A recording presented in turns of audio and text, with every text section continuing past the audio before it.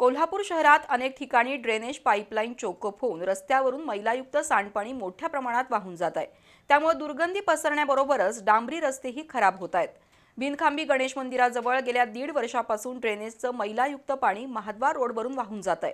या ड्रेनेजच्या पाण्यातूनच मार्ग काढत भाविकांना दर्शनासाठी जावं लागतंय।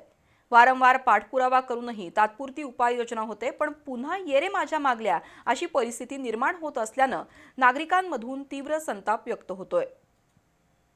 कोल्हापूर शहराच्या गावठाण भागातील ड्रेनेज पाईपलाईन जुन्या झाल्यामुळे अनेक वेळा पाईपलाईन चोकअप होऊन मैलायुक्त सांडपाणी थेट रस्त्यावर वाहत जात आहे। त्यामुळे आरोग्याचा प्रश्न निर्माण होतोय। बिनखांबी गणेश मंदिराजवळ असलेली ड्रेनेज पाईपलाईन गेल्या 1.5 वर्षांपासून चोकअप होऊन सातत्यानं मैलायुक्त पाणी रस्त्यावरून वाहून जात आहे। त्यामुळे परिसरातील दुकानदार आणि नागरिकांना त्याचा मोठा त्रास सहन करावा लागतोय।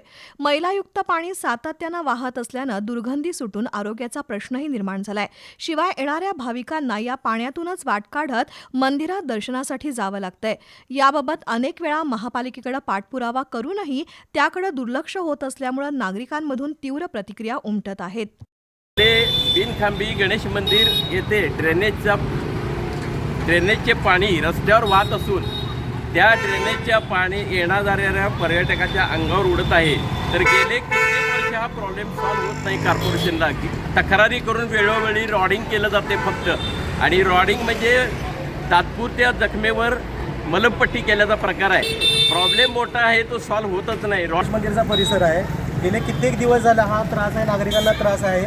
महानगरपालिकेचे कर्मचारी येतात आणि फक्त वरच्यावरच काम करून जातात। याला एकदम पुरेपूर पाठपुरावा केलेलाच नाही आहे। या गोष्टीचा नागरिकांना त्रास, येणाऱ्या भाविकांना त्रास आहे या गोष्टीचा।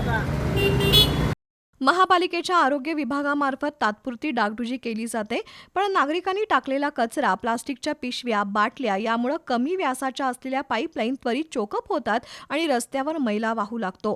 त्याला नागरिकांचा सुद्धा बेफिकीरपणा कारणीभूत ठरतोय। महापालिकेच्या जेट मशीनद्वारे प्रेशरनं पाणी मारून ड्रेनेज लाईन साफ करण्याचा प्रयत्न होतोय, पण वारंवार ड्रेनेज लाईन चोकअप होत असल्यानं महापालिकेनं ही समस्या कायमस्वरूपी सोडवण्यासाठी उपाययोजना करणं गरजेचं आहे।